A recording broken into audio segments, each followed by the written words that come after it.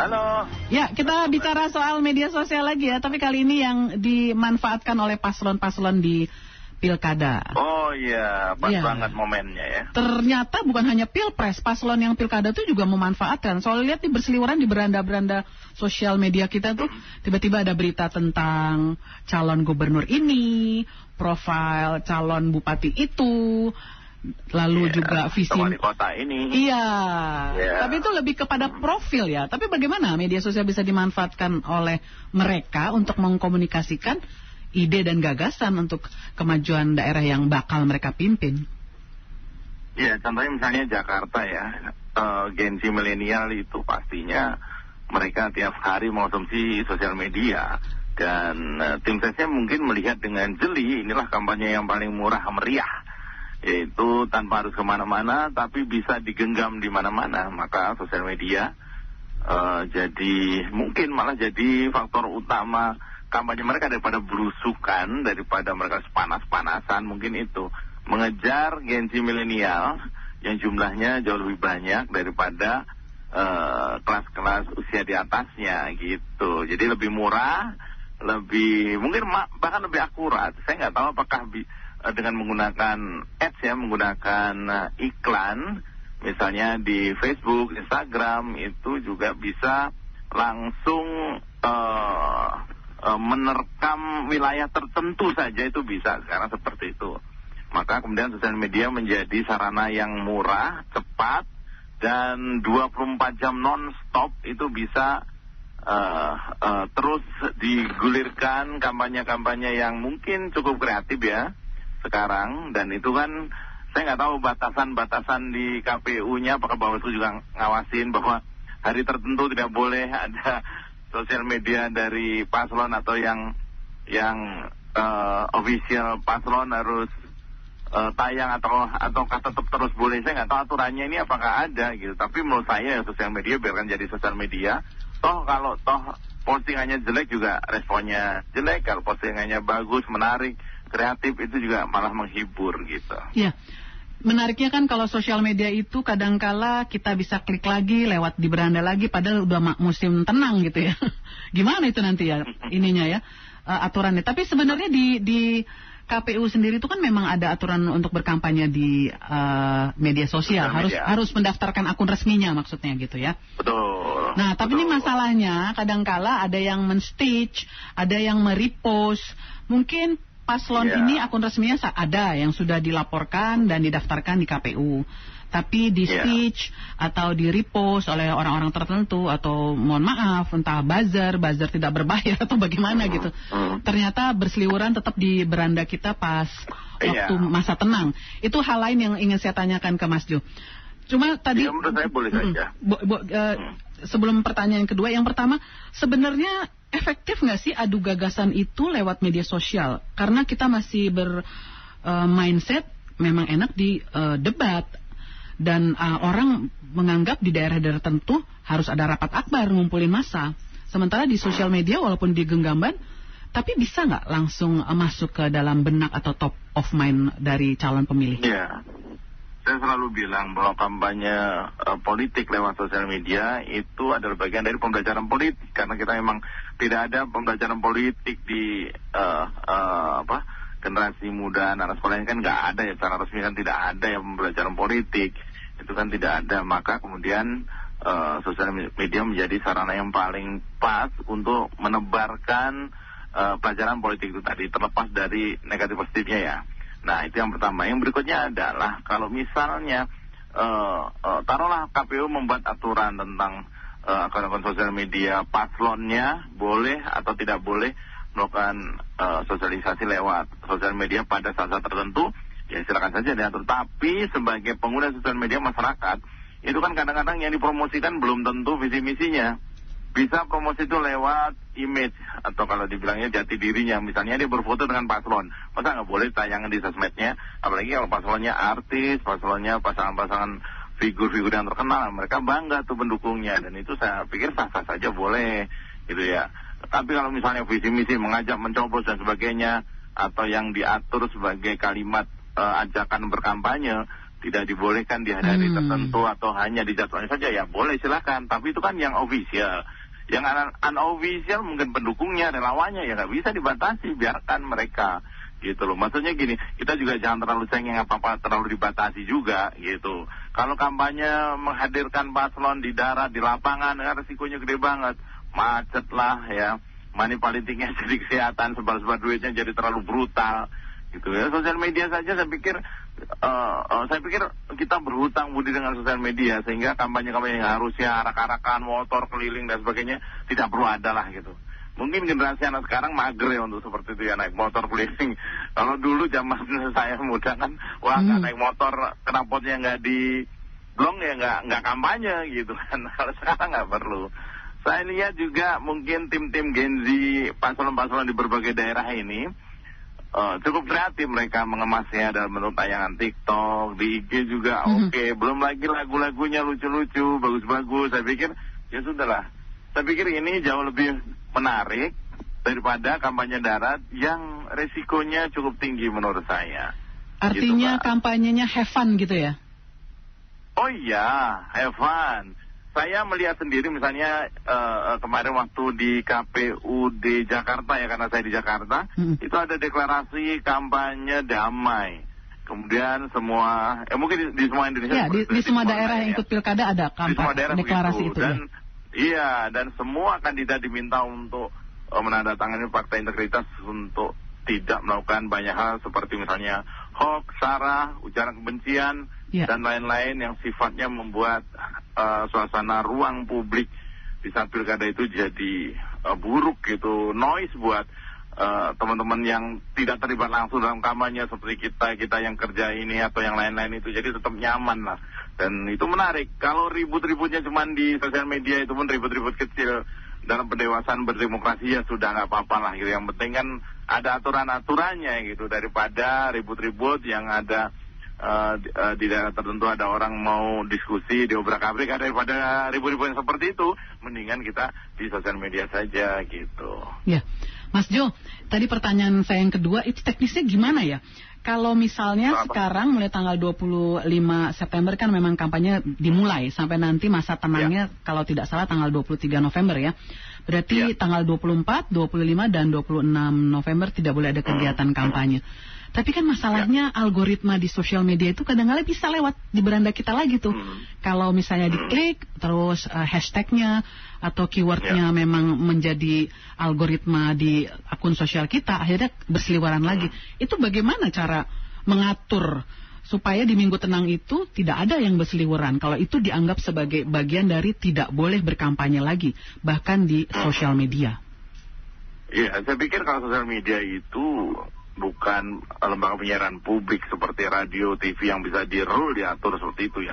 Saya nggak terlalu khawatir efeknya, meskipun di masa tenang di sosial media tetap ada tayangan. Kalau nggak kita buka, kita nggak nonton gitu. Iya, nggak kita klik ya, walaupun lewat di beranda kita gitu ya. Betul gitu. Seperti tadi yang saya sampaikan dari Pak, itu kan jadi kayak pintu untuk menyalurkan yang belum puas kampanye, silakanlah di sosial media gitu, tapi tahu resikonya lah. Kalau itu kemudian misalnya Kominfo turun tangan, KPU Bawaslu turun tangan hanya untuk menertibkan sosial media, wah itu duitnya banyak banget untuk dihilangkan. Saya tidak terlalu khawatir, karena kalau toh satu follower atau satu relawan kandidat tuh misalnya berkampanye di sosial media, kampanye yang kandidat lain kan juga boleh berkampanye, artinya ada keadilan di situ, bukan hanya satu calon saja yang berkampanye gitu loh. Jadi kalau di sosial media saya termasuk tidak terlalu khawatir, Mbak. Iya. Baik, ini ada pendengar yang sudah mengirimkan pertanyaan lewat WA, kita bacakan dulu ya, Pak Mas Jo ya. Dari Pak Linkin di Jakarta, Pak Linkin menulis, Pak Likin ya, mohon maaf kalau saya salah. Buat saya kampanye di medsos lebih berbahaya karena bisa menyulut emosi yang melihat. Sebab para pendukung atau buzzer bisa dengan seenaknya memposting yang belum tentu kebenarannya.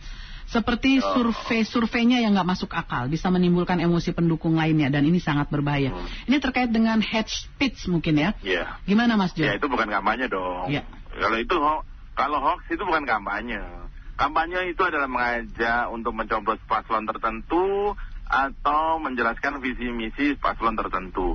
Kalau misalnya ada survei bohong ditanyain, ya itu hoax, laporkan. masuk ranah pidana misalnya gitu. Kalau bisa membuktikan, kalau ada kalimat-kalimat yang sifatnya provokatif, ya laporkan. Itu nggak hanya di sosial media, di tembok orang, di pinggir jalan pun kalau kita melakukan itu ditangkap gitu loh. Saya pikir itu. Jadi harus bedakan dulu antara kampanye dengan ujaran kebencian. Ujaran kebencian nggak kampanye pun dilarang. Ya kan, hoax nggak musim pilkada pun dilarang gitu.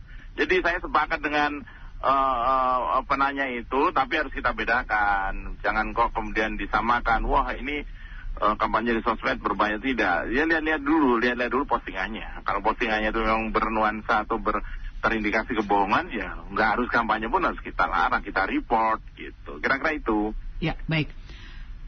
Pendengar selanjutnya dari Tangerang, Pak Isan menuliskan kampanye di medsos boleh dan bisa banget karena masyarakat atau mayoritas masyarakat Indonesia minim minat baca, minim minat memahami, dan pemilih Indonesia hanya faktor like dan dislike.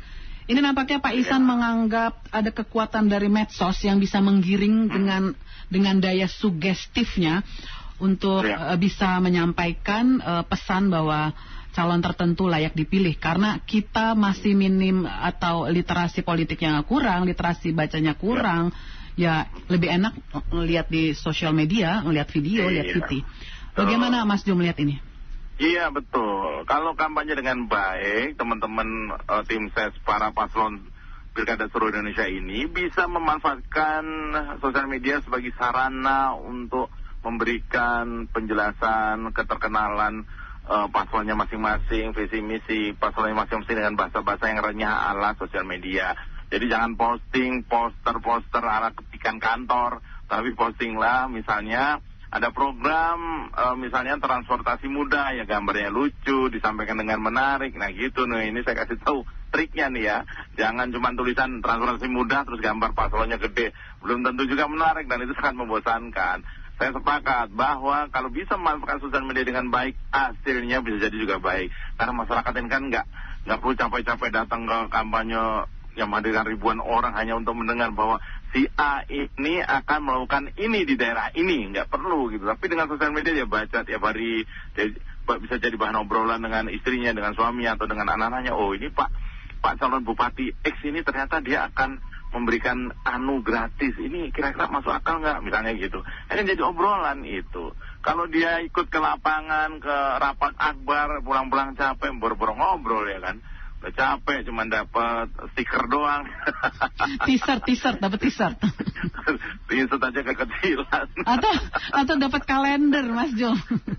Kalender juga kalender second kan. kalender tahun depan kan bisa aja. Iya, kalau sampai tahun depan. Mas Jo, tapi sebenarnya memang ini juga ya. Kalau saya pikir-pikir sebenarnya calon yang ikut pilkada ini kan sebenarnya sudah melek untuk sosial media. Ada yang incumbent, mereka juga pejabat, pengusaha atau kalangan profesional lainnya yang ikut pilkada. Itu sudah tidak aneh dengan sosial media dan rata-rata kebanyakan punya akun gitu. Cuman masalahnya kalau dia adalah pejabat, incumbent, itu kadang-kala berita humasnya kan begitu ya. Nah ini bagaimana dia supaya bijak, supaya bisa menarik, mengkomunikasikan visi misi dia untuk calon pemilihnya, dan di sosial media yang sangat menarik, sasarannya salah satunya adalah Gen Z yang menjadi pemilih atau baru sekali ikut pemilu. Ini kan menariknya seperti itu. Bagaimana Mas Jum? Ya, saya kasih tahu rahasianya teman-teman tim ses nih ya. Wah, dikasih tahu rahasianya. Aduh, terima kasih nih Mas Jo nih. Boleh didengerin ya. Ikut ya sebuah pelatihan sosmed untuk kritik di sebuah negara yang bagus sekali ya. Saya kasih rahasianya. Pertama, Gen Z itu nggak suka disuruh-suruh. Nah itu, kalau nggak suka disuruh apalagi suruh datang ke lapangan. Gen Z itu nggak suka disuruh-suruh. Dia itu saya menyebutnya sebagai Gen Z itu adalah generasi testimoni.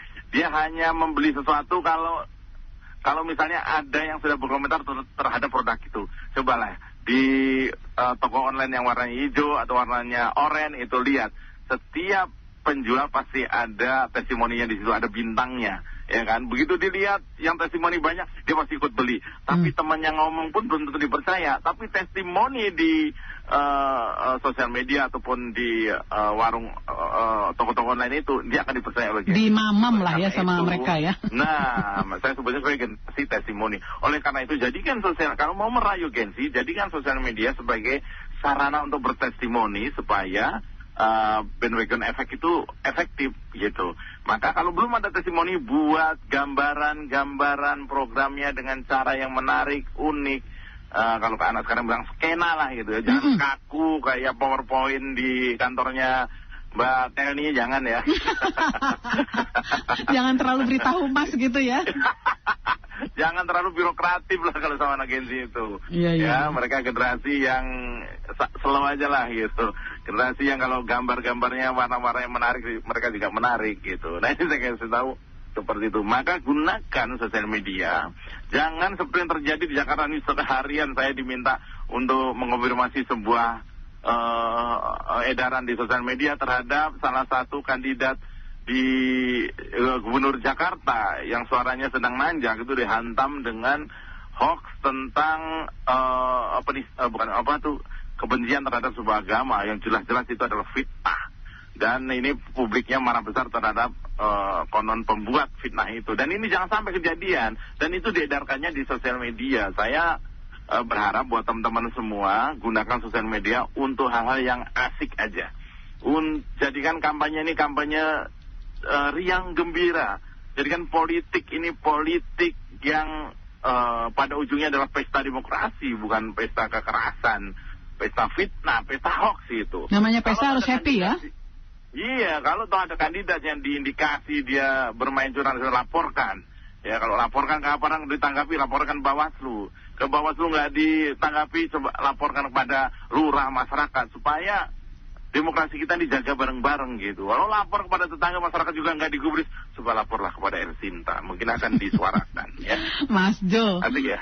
Mas Jo ini kuliah 1 SKS nih, wah langsung bisa diterapkan nih sama tim suksesnya dari para paslon. Masih ada waktu sampai tanggal 23 November ya. Ya. Mas Jo. Semangat semuanya ya. Ya, Mas Jo, ini ada pendengar yang menulis, Pak Hasan dari Subang, mental yang mesti dibenahi terkait medsos. Kita harus lebih bijak dalam menyikapi apapun dalam konteksnya. Salam sejahtera buat Mas Jo. Nah, ini dukungan buat Mas Jo. Luar biasa. Terima kasih. Dari mana, Subang ya? Dari Subang, ya. Mas Jo, thank you banget ya kuliah 1 SKS ya. Sama-sama. Luar biasa nih kalau jadi pembicara, luar biasa kan, jam terbangnya tinggi nih Mas Jo nih. Tapi di udara buat Elsinta selalu ada waktu nih buat pendengar juga. Iya, saya temannya Elsinta aja lah. Iya. Terima kasih Mas Jo, sehat-sehat ya. Salam buat semuanya. Ya, selamat siang. Pegiat media sosial Mas Jo Prey. Elsinta News and Talk.